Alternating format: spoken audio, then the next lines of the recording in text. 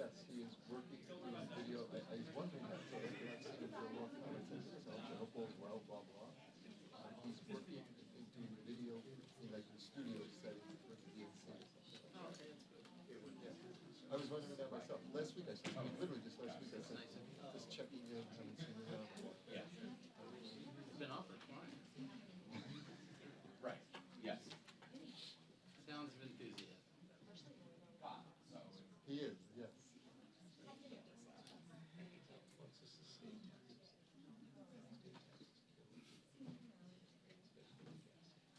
I was literally just last week I sent him the That's very kind of you. I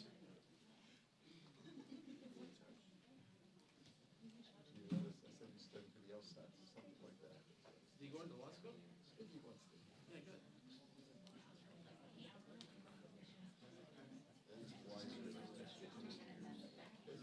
What your priorities are. Not being poor is a priority.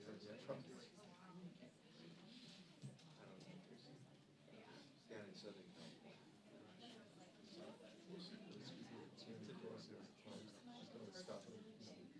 She's excited. Yeah, her first like that. Yeah, you don't get that so easily.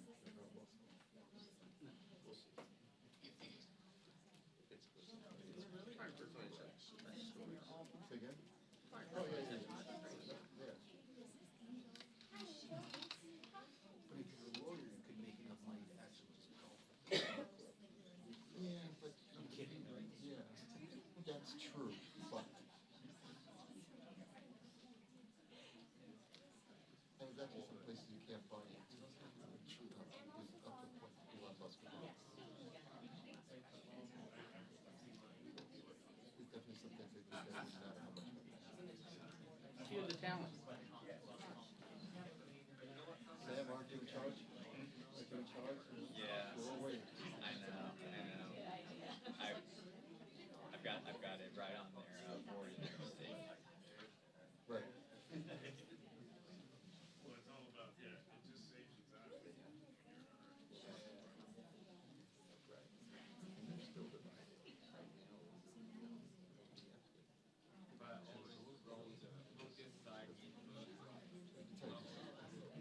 Tom will react. Although he's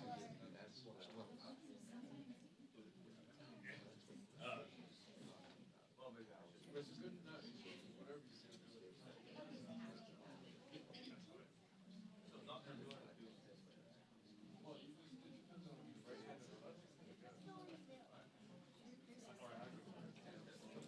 Heads up. Heads up. We got a new journalist in the room today. That's great. What's the new journalist's name? Kate. Welcome, Kate. wow. Yeah, see? Well, good morning, everybody. So glad to have you here today.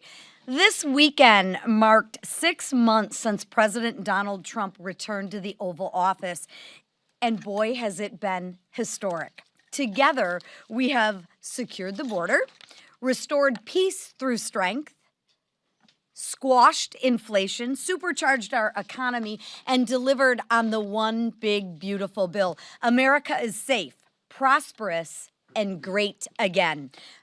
But Democrats continue their dangerous rhetoric.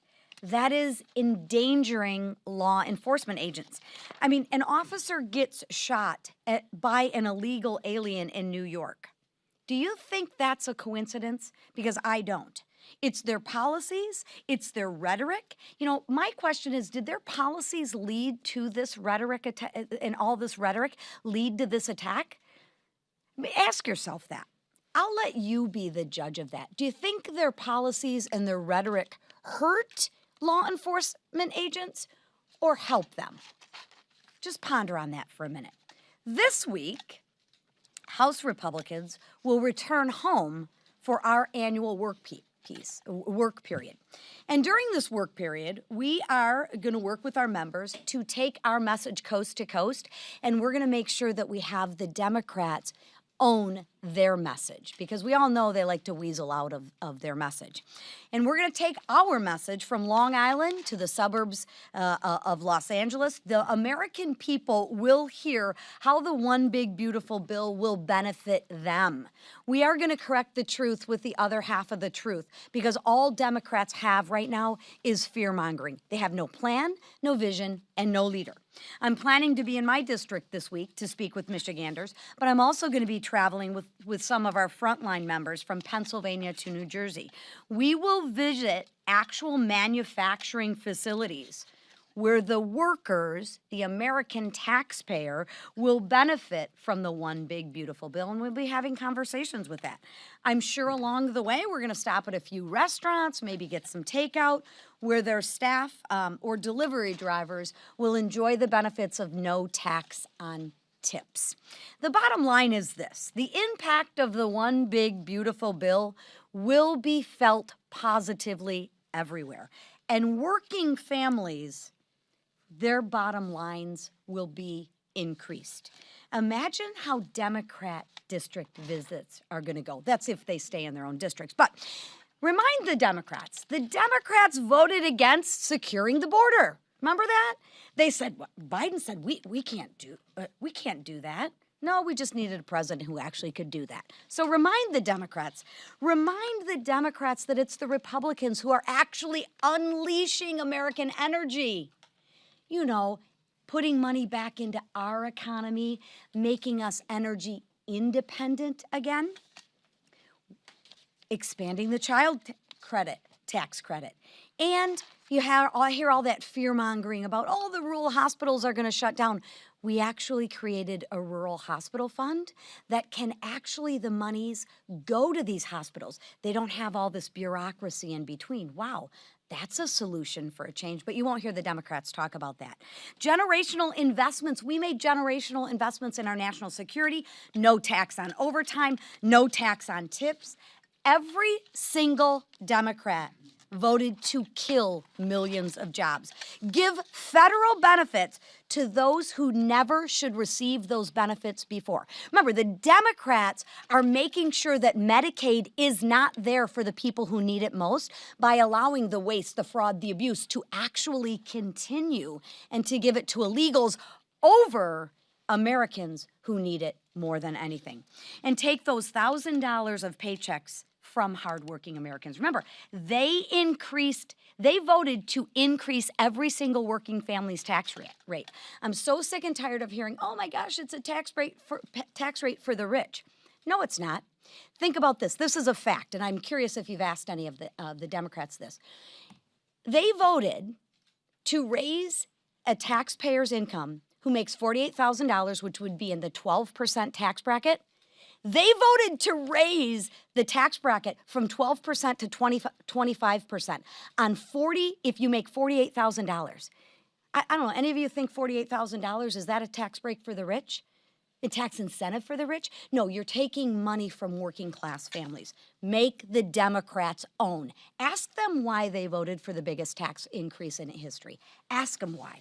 I don't think these meetings are going to go very well. Now, I hope the Democrats are home and the local press will hold them accountable, and to explain why they voted to kill American jobs, especially when they're already somebody who voted no, but notice every Democrat takes the dough. It's ridiculous, and we will continue to bring these fallacies to life. We will continue to correct the truth with the other half of the truth, and the fear-mongering from the Democrats has got to stop. Now, to talk about this and the importance of the One Big Beautiful Bill for people in her district with me is Congresswoman Jen Kiggins. Thank you. Well, thank you so much for including me this morning in your press conference. I'm Congresswoman Jen Kiggins, and I proudly represent Virginia's 2nd District, which is home to a large percent of veteran population. In the country, we have about 6% of our population who has served in our great military. And in my district, we have more than twice that, about 13%.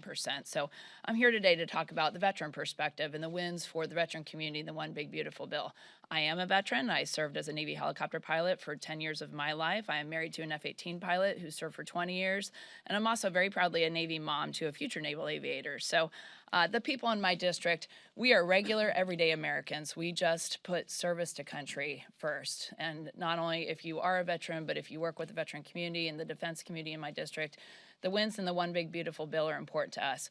We are hardworking, we are business owners, we are small business owners, we are parents, we are moms and dads, we are people who care about community safety. So the wins in this One Big Beautiful Bill from the economy side, the extension of the tax breaks, the no tax on tips and overtime, the wins that we know our veterans will feel more in their bank accounts. We're used to living on fixed income like we did in the military. We know that each and every penny counts and how hard we have to work to earn our money. We want to keep more of our paychecks. We want our veterans and all Americans to feel like they have more in their pocketbooks. So those are the biggest wins for the veteran community. The border security piece is important because we care about community safety. And we know that every state is a border state, even Virginia. So we care about the people that are around our neighborhoods, that are around our kids' schools, that are watching our families. That community safety piece is important. And knowing that we have a secure border, knowing that we're not letting people from the terrorist watch list, that you know, as veterans, we have concerns about who is in our country, who is here to do us harm. But I think most importantly, the biggest wins for a lot of us in the veteran community was that $150 billion Defense Plus up. So many of us joined and signed up to serve again in our great military for our great country because of the chaotic withdrawal in Afghanistan. We saw weakness on the world stage. We saw what it looks like when our country doesn't prioritize peace through strength. The world is a very dangerous place, and now as a military mom, really, I care about that issue, and so many people in my district, so many of our children are serving, so many of my neighbors and friends. So for me, that peace through strength piece is the most important piece. And we're seeing Republicans put our money where our mouth is and prioritize quality of life, quality of service initiatives for our military.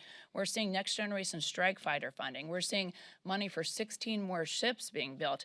There's $9 billion for quality of life, $29 billion for shipbuilding, $16 billion for shipyards and depot, which we know are in need of repair, $9 billion for air superiority. We need to prioritize this peace through strength part, and that's what this One Big Beautiful Bill does.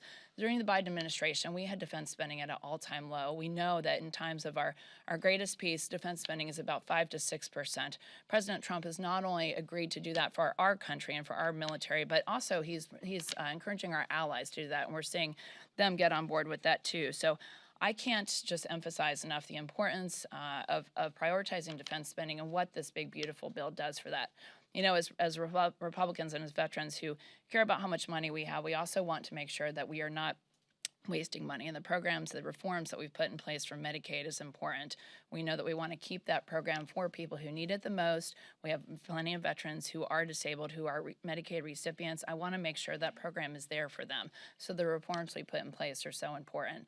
But it's certainly a privilege to be able to represent, again, a district that has one of the largest veteran populations. These are great wins for the American public, great wins for the veteran community, and I'm very proud to be a part of this effort. Thank you so much.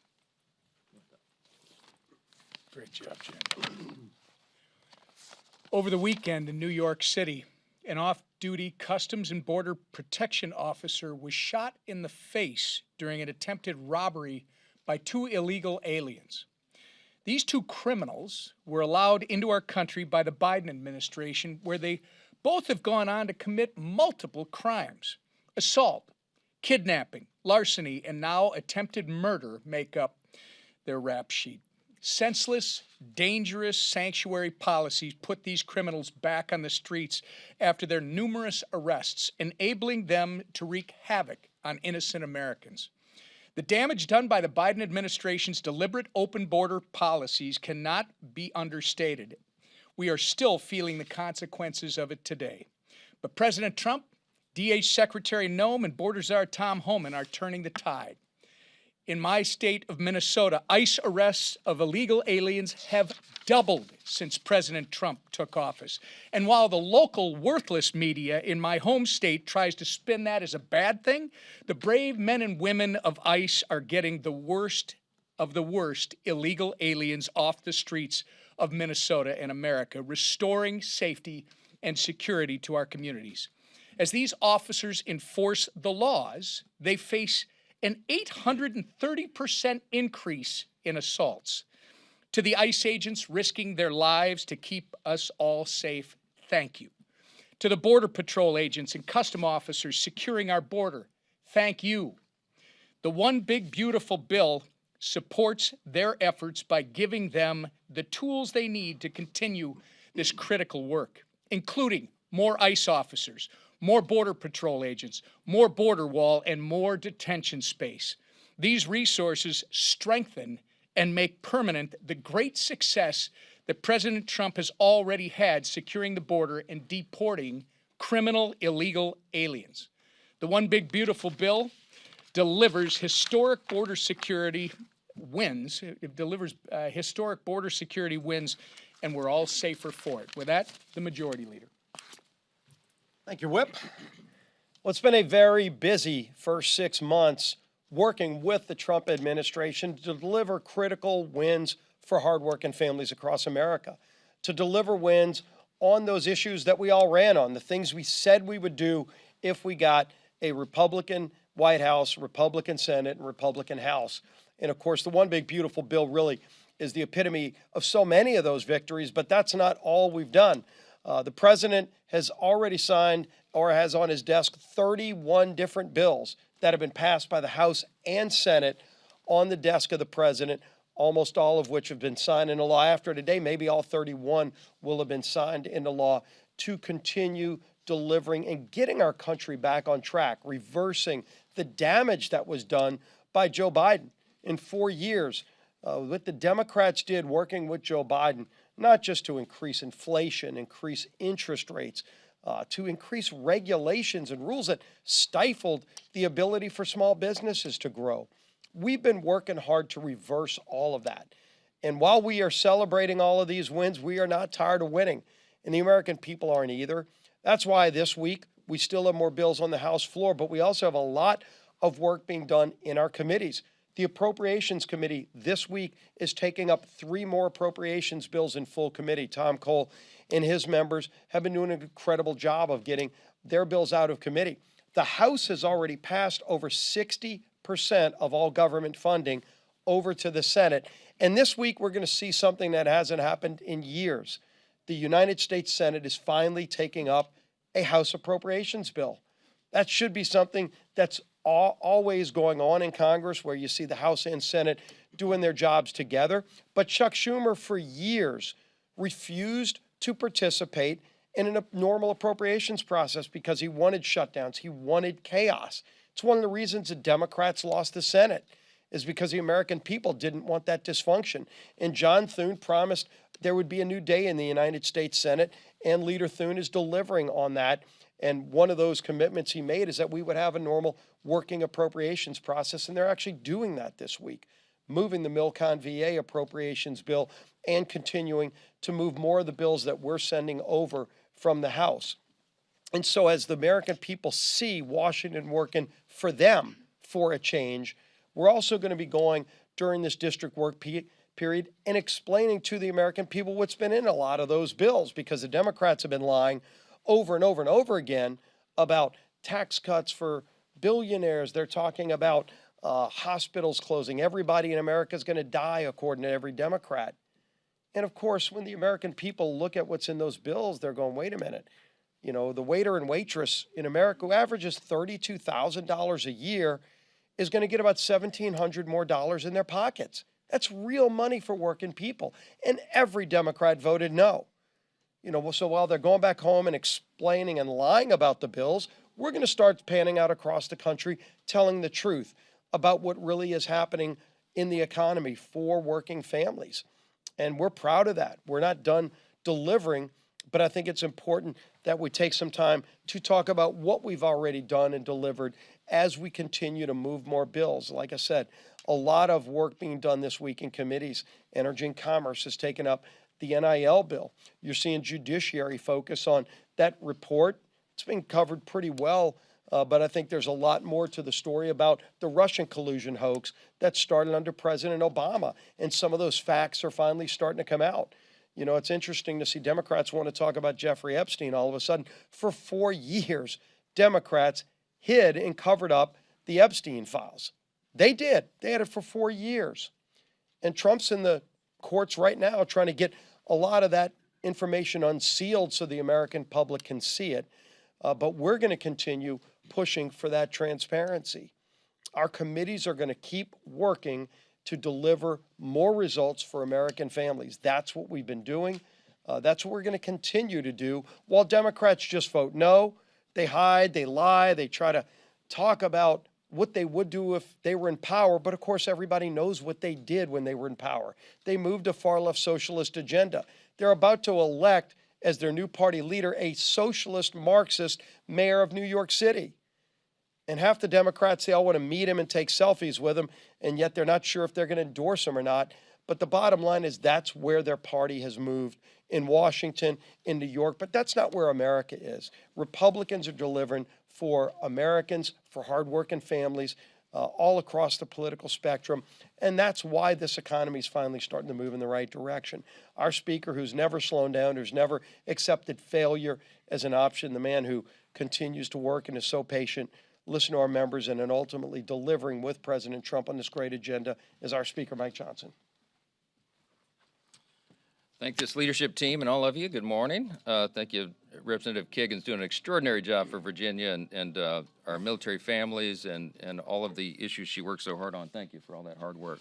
I tell you what, it's been an exciting 6 months. Sunday, as you all probably know, marked the first 6 months of the Trump presidency, the second term. The 47th president has had an incredible run. We're on a winning streak. America's hot again. We're bringing back strength and prosperity and capitalizing and delivering on all the campaign promises that President Trump made on the campaign trail and that all Republicans did by extension. We're really proud of that. And I tell you what, history is going to record this to be one of the most consequential, extraordinary first 6 months of any administration ever, because we have unified government. The voters in this country gave Republicans the chance to turn this mess around, and we are. So we have the White House and the Senate and the House, and we're using it effectively every single day. And here in the House, we've kept pace with President Trump's extraordinary momentum. He never sleeps, and so we don't get to either. We've been codifying his executive orders at a record pace. We're cementing America First policies into law. We're enacting the full scale of the Trump administration's agenda, with the passage, of course, of the One Big Beautiful Bill, sort of a capstone of the first 6 months. And we've accomplished so much in just that time period. And I think the key is we've done that with unity. As you all have noticed, it's very deliberate. We work very closely, hand in hand, the Senate and House Republicans, as one united team. That's kind of an innovation in Washington, but a very important one. And we've demonstrated that that unity is how we deliver. There's no majority in the history of this body that can wield power unless it stands together. And so I work really hard, we all do, this leadership team does every day, to keep everybody rowing in the same direction. This morning at our weekly conference meeting, we discussed the upcoming schedule, given the Democrats' endless efforts to politicize the Epstein controversy and that whole investigation. I want to be clear about this. There's a reason behind what we are doing here. We have a responsibility, actually a dual responsibility here, okay? I've been on record very clearly that I believe in maximum transparency. I think every single House Republican will say the same thing. In fact, they've told me that publicly and privately. They talk about this. We want maximum transparency. We also understand the other part of that duty is that we have to protect innocent victims, okay? We have to do both things at the same time. What do we mean by that? Look, involved in the Epstein evil, okay, which is what it was. Let's call it what it was. There are innocent victims of those unspeakable sex crimes, okay? Some of them were minors, some of them were not. When the Epstein records are turned over to the public, which we must do as quickly as possible, we have to also be very judicious and careful about protecting the innocent. I think everybody in the country should understand the necessity of that. It is the standard. I used to be a litigator. It's the standard in the court of law and the courts. It's the standard in law enforcement. Anyone who's served in law enforcement understands the necessity of that. It is the standard with government agencies. We protect the innocent. So we cannot be careless in an open release like that. You have to be very careful. The president himself has said that he wants maximum transparency and all credible evidence to be turned over to the American public so that everyone can make their own decisions. We're owed that. And we want any individual who has been involved in any way in the Epstein evils to be brought to justice as quickly as possible. And the law should be brought down upon their head. We're unequivocal about that, okay? We have to make sure that the credible evidence is revealed, and we're doing that. The president has made a request to the courts in the grand jury testimony and the files there, for example. And the court should turn that over, and that will be a continuing and ongoing quest. Now, what we refuse to do is participate in another one of the Democrats' political games. This is a serious matter. We are not going to let them use this as a political battering ram. The Rules Committee became the ground for them to do that. We're not going to allow them to engage in that charade anymore. Why do I call it a charade? Because the Democrats are trying to play gotcha politics right now when, as the leader just pointed out, they don't have any moral high ground on this at all. They controlled the Department of Justice for the last 4 years. Has anyone forgotten? They had all these files the entire time. They sat on everything Epstein related for 4 long years while President Biden was in office. You could draw your own conclusions as to why, but we've been intellectually consistent the entire time. And I want to say this about my colleagues Ro Khanna and Jim McGovern and Hakeem Jeffries and so many others. They've tweeted about Epstein countless times in the last 2 weeks, but go back and look at their social media accounts, we have, and their public comments. They had exactly 0 posts on the subject for the last 4 years of the Biden administration. Interesting, isn't it? We all understand that the America First agenda and the American people are best served by putting an end to the Democrats' sideshows. And that's what we're doing by not allowing the Rules Committee to continue with that nonsense this week. As was noted, we've got tons of very important work going on here. The leader just gave you a small sampling of it. But we're done being lectured on transparency by the same party that orchestrated one of the most shameless, dangerous political cover-ups in the history of this country or any government on the face of planet Earth. If the Democrats want to talk transparency, I'm happy to rewind the tape. 366 days ago, President Joe Biden was unceremoniously forced off the Democrat ticket. Everybody knows why. Even after millions of Americans had already cast their primary votes for him, the self-proclaimed party of democracy threw out their nominee, the sitting president of the United States, for his disastrous debate performance.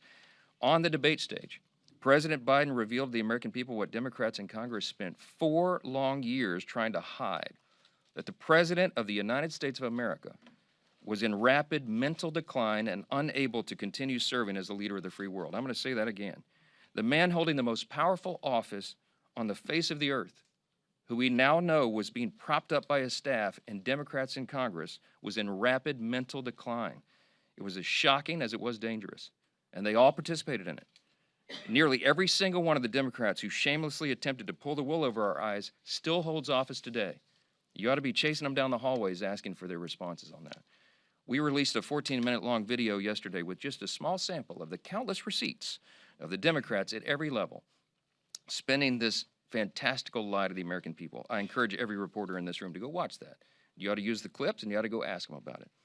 And remember that the same Democrats who lied to us for years are now trying to convince you they stand for transparency.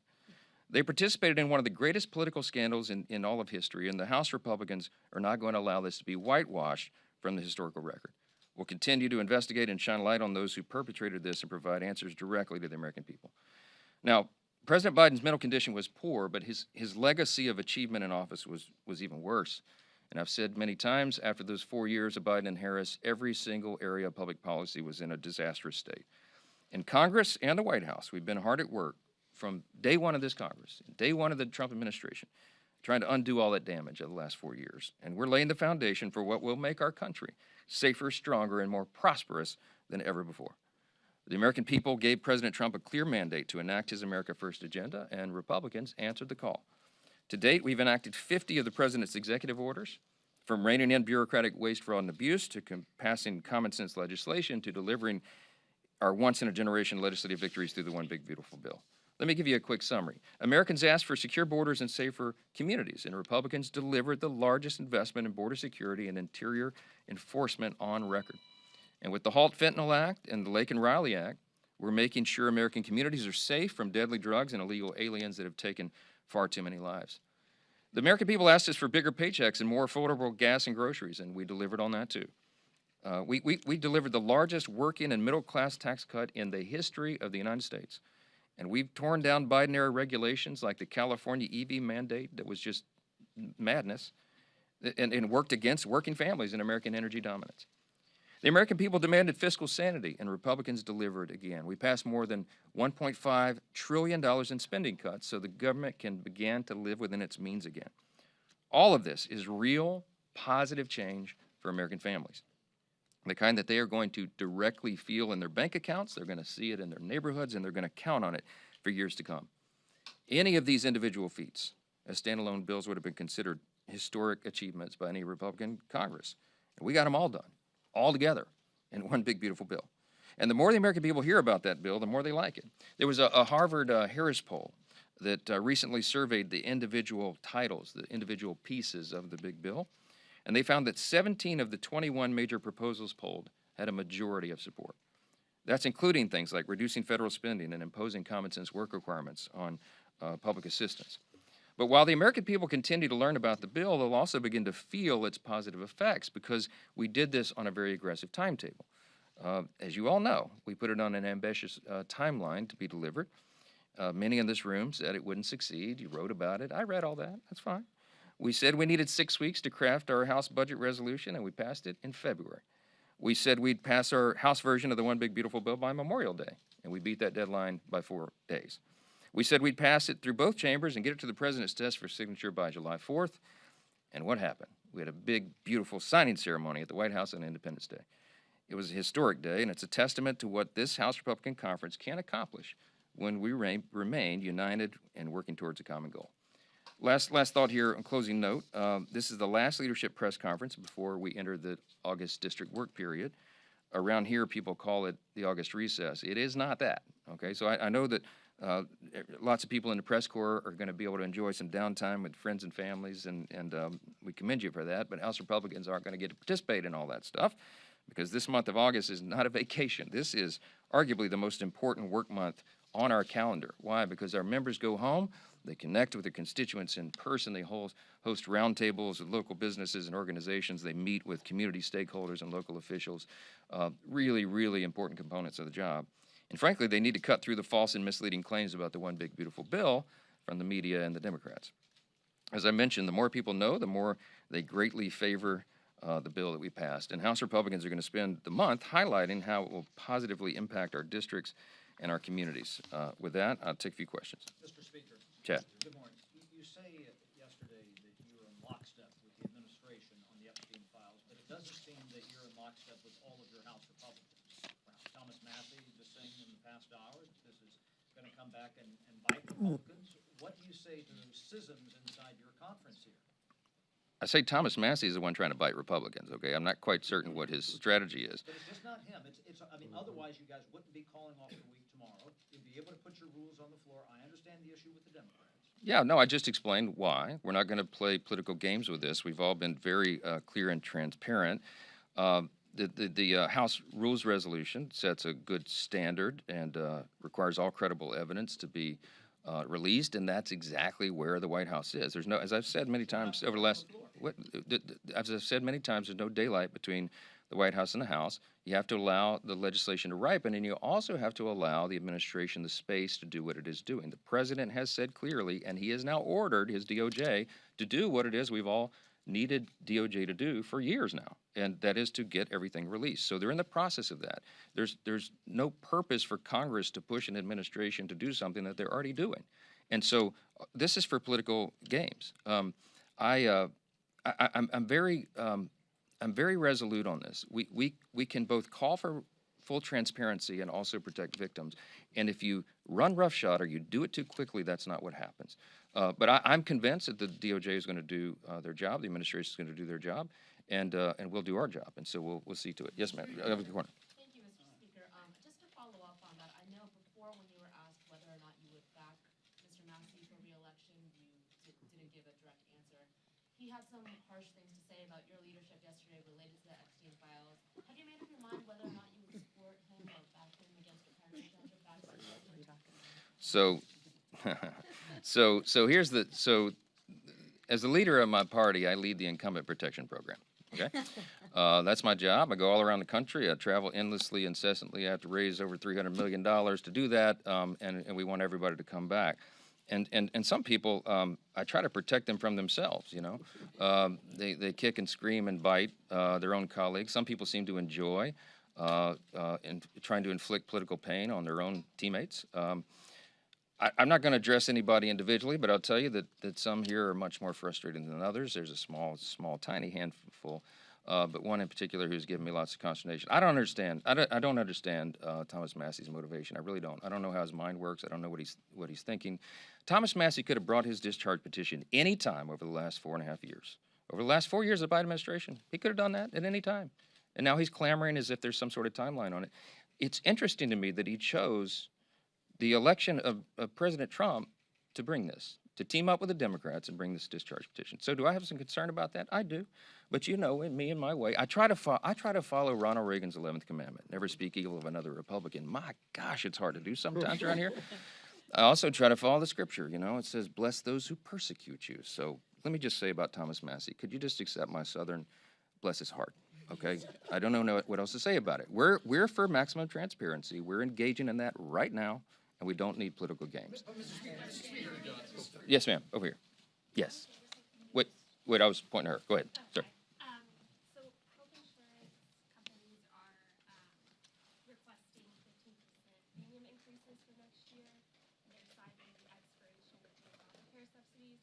Are Republicans thinking about this? Is there any possibility that they would look at extending those subsidies or any other things to decrease health insurance? I think that goes to the end of the calendar year, so we'll have discussion about the issue later, but it hasn't come up yet. I mean, but it's on the radar. Back row, yes. Two questions. First is, did the president or anyone in the administration ask you to delay the resolution until after recess? No, but I, as you all know, I speak to the president multiple times a day on a typical day, often, always. And what I know about the president's heart on this is that he agrees with everything I've said here today. He wants maximum transparency, but he's also very insistent that we do not subject people who have already been victims of unspeakable crimes to further public scrutiny. And it would be a very dangerous thing to put those people's names out or to do a release of information in a way that is haphazard where they could be easily unmasked. And so you have to be very careful about how you do that. I think we have a moral responsibility to do that. We have a moral responsibility to expose the evil of Epstein, and everybody was involved in that. Absolutely. And we're resolved to do it. But we also have an equal moral responsibility to protect the innocent. And that is a fine needle to thread. And we could all give ourselves easy political cover and come out and do something in a haphazard fashion, but I would not be able to sleep at night because I know our legal responsibility. I understand what the legal standard is, but more than that, the moral standard, okay? So we're going to do this, and we're going to do it expeditiously. We're going to do it the right way. What is popular isn't always right, and what is right isn't always popular. I had an 8th grade teacher tell me that one time. I carried it with me my whole life. We're going to do the right thing here. And the American people at the end will see that we did that in the right way and on the right timetable. Yes, sir. Wait, hold on, wait a second. What'd you say? Wait, did she say it? She did earlier. Wait, come up here. I didn't hear. You gotta say it loud. Stand right here and tell them. Tell them. Last question. Last question. Yes. Yes. Thank you. Wait, over here under the clock. Yes, sir. Yes, sir. Yes, sir. No, behind you, right here. Sorry. Go ahead. Thank you so much, Mr. Speaker. Russia is still bombing Ukraine, and a lot of Ukrainian civilian people are still dying. Do you consider sanctions on Russia before the 50-day period? We were talking about sanctioning Russia, but I think the House and the Senate agree that the White House, having given that deadline of 50 days, we need to allow the Commander-in-Chief and the administration and the Secretary of Defense and the Pentagon to do what they're going to do, and we'll see how that plays out. But I can tell you the appetite here is that we've got to bring accountability to Vladimir Putin and make this war cease. We need peace over there. It's gone on too long. Too many innocent people are dying, and we don't want further American involvement in this at all. But I do think what NATO is doing and our allies around the world may be effective. I think we've all had enough of it, and we hope it comes to an end soon. But we trust the Commander-in-Chief. He's restoring peace through strength. This is a big part of that. Thank you all so much.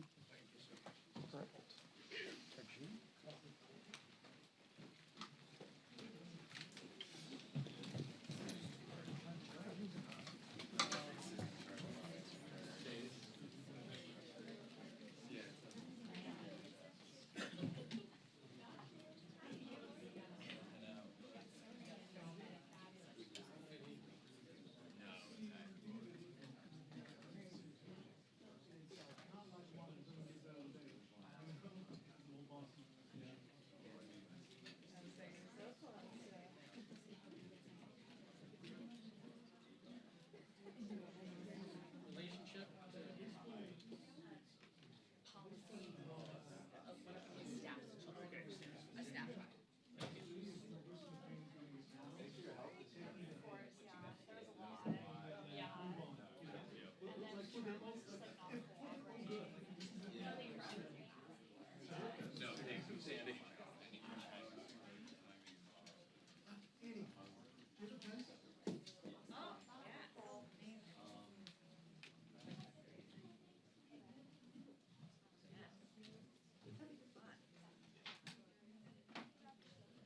Thank you.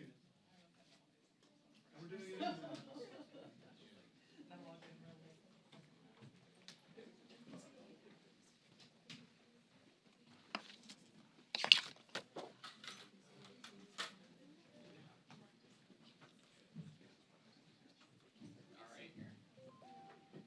Wonderful. They start taking questions before 40 minutes into the hour. So much. Oh, hello. Yes. Thank you. Appreciate that. Appreciate that. I'll hand to them. You want me to handle placement if you want to eyeball? Yeah. Yeah, I got it. Of course. Yeah. Just let me know. Let me know whatever you're looking for.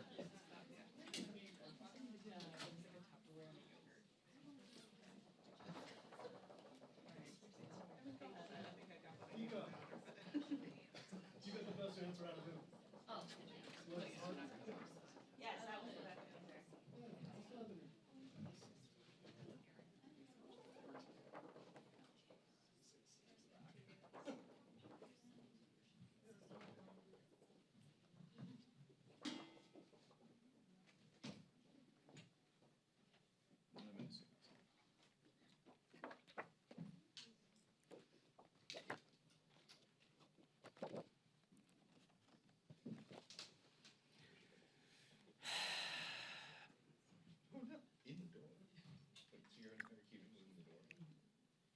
So tired.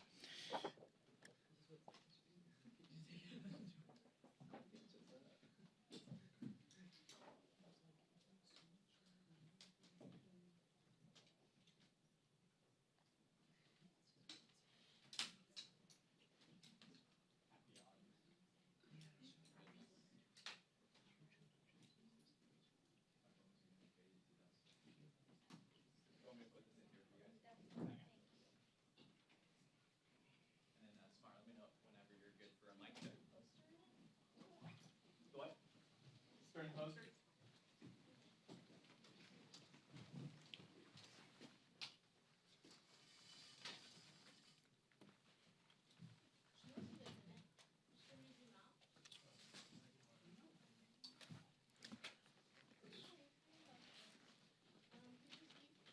Yeah. Mic check 1, 2, 3. Mic check 1, 2, 3. How's that sound on your end? Is it blown out or is it just like low? Blown out? Press the button in on the board behind you, whichever one you're plugged into. Mic check, mic check. Got you. And then you need a white balance, or you all good for that?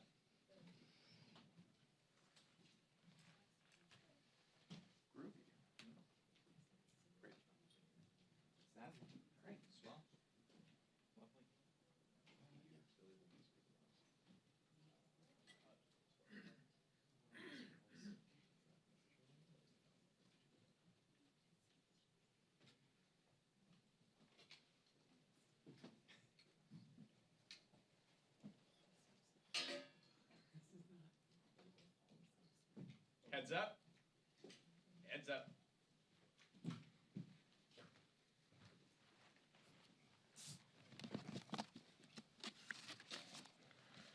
Good morning. Grateful to be joined today by DCCC Chair Susan Del Bene and the Vice Chair Ted Lieu. At the DCCC today, we had a productive caucus meeting across the street. Donald Trump promised to lower costs on day one. We're 6 months into this Trump administration, and prices are rising because of reckless tariffs, inflation is still too high, and now healthcare costs are going to skyrocket. For the 24 million Americans who rely on the Affordable Care Act, health insurance will go up by as much as 75%. And these price hikes don't even include the tax credits that Republicans are going to let expire. So even more Americans are going to see higher costs and could lose their health care coverage. Democrats have been warning about the dangers of the Republican cuts to Medicaid leading to higher prices for everyone. The American people were told that Donald Trump and Republicans were going to turn the economy around and prioritize families. But that couldn't be further from the truth. They've spent the last 6 months putting more money in billionaires' pockets and cutting health care, but they did make private jets tax deductible. So there's that. They're even shielding Jeffrey Epstein and his associates, including the President of the United States, from accountability, despite promising for years to release the files that implicate those involved. At a time when family budgets are stretched thin, Republicans are only prioritizing the needs of billionaires. It's not just bad policy that will make the economy worse. It's a slap in the face to working people who voted to bring down costs. Now introduce Vice Chair Ted Lieu. Thank you, Chairman Aguilar. This morning, I went on this interesting website called HouseRepublicanPriceHikes.com. And if you go on that website, you can see the increases in grocery prices starting from the beginning of this year. Beef prices, for example, are at an all-time high. Donald Trump promised that he was going to lower inflation on day one.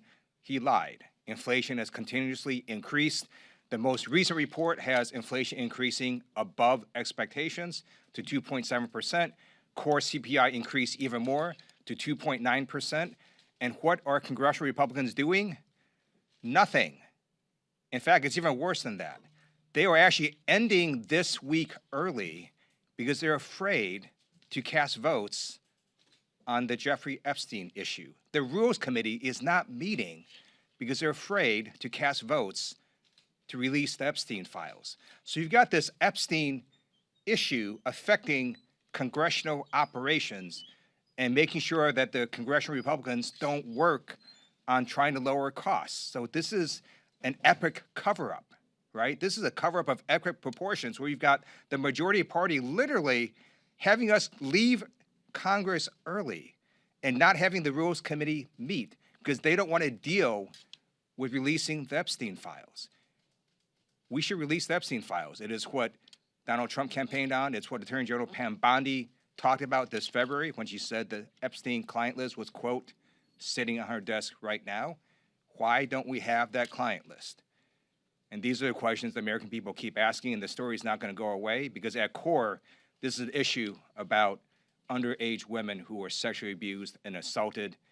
Attorney General Pam Bondi should not be protecting Jeffrey Epstein's legacy, nor his clients, nor should congressional Republicans be doing the same.